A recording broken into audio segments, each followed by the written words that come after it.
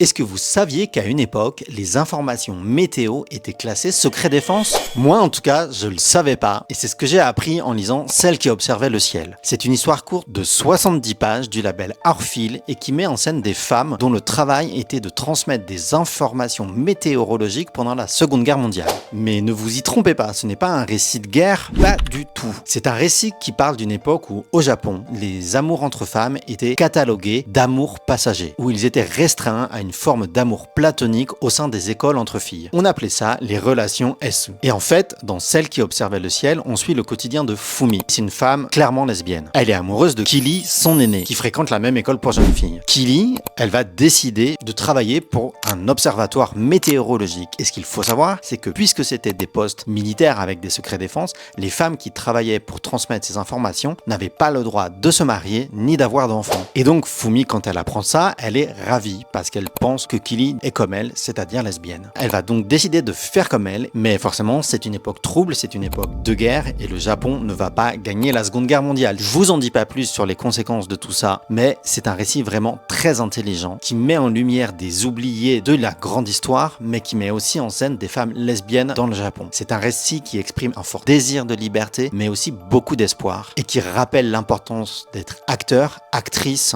d'un monde qui change.